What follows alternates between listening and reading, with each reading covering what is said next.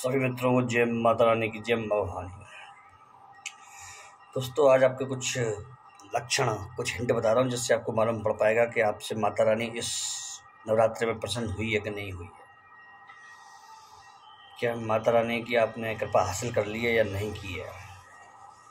कर ली है तो कैसे कर ली है, उसके क्या लक्षण होते हैं? देवी देवता यदि आपके विधान से खुश होते हैं तो उनके क्या लक्षण होते हैं? क्योंकि जब हम इतना लंबा चौड़ा तामझाम करते हैं तो जाहिर सी बात है, हमें जानने की उत्सुकता रहती है कि वो हमने पूजा विधान लंबा चौड़ा सब कुछ किया, सिद्धि साधना की, तो उसमें देवी देवता की प्रसन्नता हमें प्राप्त हुई कि नहीं हुई, या हमारा सब कुछ मेहनत व्यर्थ चली गई।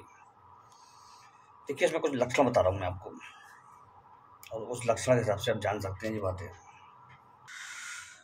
इस मामले में मैं आपको एक चीज बहुत बारीकी से बताता हूँ। यदि आपके यहाँ अगर माता रानी की पूजा सही हुई है तो नवरात्रि के अंदर ही अंदर आपके विचार होते हैं जो वो एकदम पॉजिटिव हो जाते हैं, सोच अच्छी हो जाती है, दिमाग शांत और ठंडा हो जाता है, ज़्यादा किसी से फालतू वार्तालाप नहीं करने का मन करता है, अपने ध्यान में लगे रहने का मन करता है। लेकिन यही स्थिति अगर विपरीत हो जाती है, यानी कि पूजा बिगड़ जाती है या पूजा सही नहीं हो पाती है, या फिर आप किसी कारणवश श्रद्धा भाव नहीं दिखा पाते, तो उसके भी लक्षण बता दूं आपको। पूजा के समय पर मानसिक अशांति होगी, पूजा के समय पर झुंझलाहट आएगी, पूजा करने के समय पर आप ये सोचेंगे कि फलाना काम है, जल्दी पूजा कर लूँ। और दिन भर शांति रहेगी, लेकिन यही पूजा पाठ का टाइम आएगा जो घर में कलेश शुरू हो जाएगा। समझ रहे हैं ना? ये सब चीज़ें हैं नेगेटिव एनर्जी के लक्षण। यदि कोई नेगेटिव एनर्जी आपके घर में है तो वो पूजा नहीं करने देगी, वो इस तरह से लक्षण दिखाएगी। अब इस पूजा को आपको किसी न किसी तरह से करना ही है पूरा, तब उस नेगेटिव एनर्जी का प्रभाव खत्म हो जाएगा। क्योंकि देवी देवता भी चाहते हैं कि उनको पूरे ध्यान से श्रद्धा से भजो, ताकि वो आपके सारे दुखों को हर सके। लेकिन व्यक्ति क्या है ना, अपने हिसाब से एक फॉर्मेलिटी पूरी कर लेता है कि सब नवरात्रि की पूजा की। ऐसा नहीं है, थोड़े ध्यान से, थोड़ी अच्छी तरह से चीज़ कीजिए, फिर देखिए चमत्कार इसका। सिद्धि या फिर कृपा माता की प्राप्त हुई कि नहीं, उसके लिए क्या लक्षण है? जिस दौरान आपकी साधना पूजा चल रही है उस दौरान किसी कन्या का बार बार सपने में आना, किसी ज्योति पुंज का दिखाई देना, सपने में बहुत अच्छे वातावरण अपने आप को पाना, और आप अपने संग अपने गुरु, अपने ज्ञानी या आपके देवता का सानिध्य प्राप्त करना स्वप्न के माध्यम से। कोई स्वप्न में देखें कि कोई बड़ा बिगड़ा हुआ काम बनने लग जाए, स्वप्न में देखें कि जिससे हमारी बहुत भयंकर लड़ाई पिटाई मार कटाई हो गई है, या फिर दुश्मनी है जिससे किसी भयंकर, वो हमसे बहुत प्रेम से बात कर रहा है, हमसे माफ़ी मांग रहा है, तो समझ लीजिए पूजा सफल चल रही है। कोई काम ऐसा जिसकी कल्पना भी नहीं की होगी, वो काम सामने आ जाए और सफलता की तरफ आ जाए, तो समझ लीजिए माता रानी की कृपा पूरी है।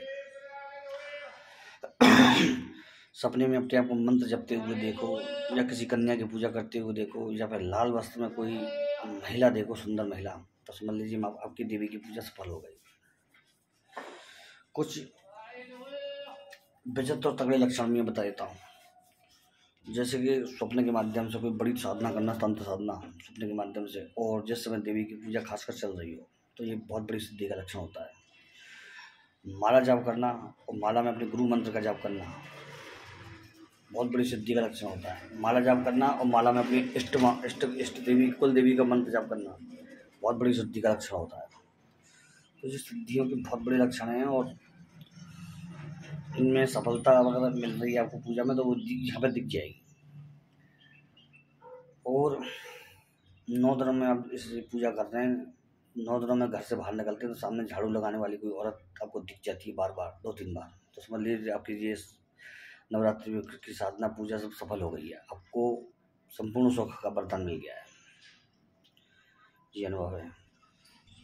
नवरात्रि में आपको जो आप सेवा करते हैं आपको, तो सेवा के दौरान विचित्र ठंडक सी या फिर अनुभूतियाँ होना शरीर में, वो समझ लीजिए आप सफलता की तरफ जा रहे हैं। आपको एक बात बता दूं, देवी माता रानी हुई और हनुमान जी बाबा हुए, शंकर जी हुए,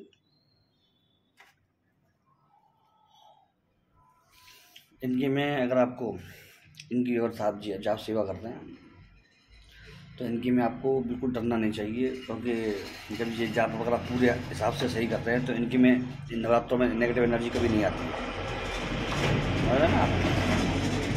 तो नवरात्रों में नेगेटिव एनर्जी कभी नहीं आती, तो वो चीज़ का तो विशेष ध्यान रखना ही छोड़ दें, क्योंकि वो तो होगा ही नहीं, कोई भी टेंशन की बात। तो छोटी से बना चीज़ें बता दी आपको, उस चीज़ों के हिसाब से आप समझ लें। अब जो पूजा या सिद्धि बिगड़ने का कारण मतलब क्या लक्षण होते हैं। पूरी नवरात्रि में आपके घर में कलह रहना, यानी कि पूजा स्वीकार नहीं हुई है। किसी सदस्य का अचानक नवरात्रि में बार बार बीमार पड़ना और पूजा से ध्यान भंग होना, यानी कार्य में सफलता सिद्धि में सफलता नहीं मिली है। सोच विचार नेगेटिव हो जाना, गलत चीज़ें पहले सोचना, यानी कि सिद्धि में सफलता नहीं मिली है, ना मिलेगी अभी। और गंदे गंदे विचार आना मन में, वासना वाले विचार आना, किसी को देखते उसके बारे में उल्टा सीधा सोचने लग जाना, यानी कि अभी आपको पूजा में सफलता नहीं मिली है। पूजा छोड़ करके बार बार बाहर भागने का मन करना, घर से घूमने फिरने जाने का मन करना, सैर सपाटे का मन करना पूजा के टाइम पर, यानी कि आपको पूजा नहीं मिली है भगवान की। तो ये कुछ ऐसे छोटे छोटे लक्षण मैंने आपको बता दिए जिससे आप मालूम कर सकते पूजा नहीं मिली है। और माता रानी का 9 दिन पाठ करने के बाद आप, आज 10वीं है, 10वां है, कल 9वीं थी रामनवमी, तो अर्गला स्तोत्र होता है जो सबको पूर्ण विधान करने के बाद देवी पूजा का सब कुछ आहुति वाहुति देने के बाद, 11 वगैरह करने के बाद जो अर्गला स्तोत्र होता है, इसके 3 पाठ करिए। अर्गला स्तोत्र बड़ा से बड़ा अपराध जो हो गया होगा पूजा में वो क्षमा हो जाएगा। बड़े से बड़ी ऐसी गलती, अशुद्धता जो हम नहीं कर रहे थे और आप जान के वो हो गई, लेकिन हम उसको नहीं रोक पाए, उसको नहीं सही कर पाए, तो इसको आप कर सकते हैं। तो मैंने आपको प्रयोग तो बता दिए दोस्तों आपको सब। अब इस चीज़ को समझिए कि क्या क्या करना चाहिए, क्या नहीं करना चाहिए, और किससे मालूम पड़ेगा आपको कि क्या है क्या नहीं है। नवरात्रि में माता की कृपा प्राप्ति क्या जो मैंने ये बताया लक्षण बताए, इसमें 100% सही बैठे मेरे आज तक के लोगों के, ठीक है ना। मन खुला हुआ रहना, मन प्रसन्न रहना, ये भी लक्षण है। जय श्री राम, जय हनुमान जी बाबा।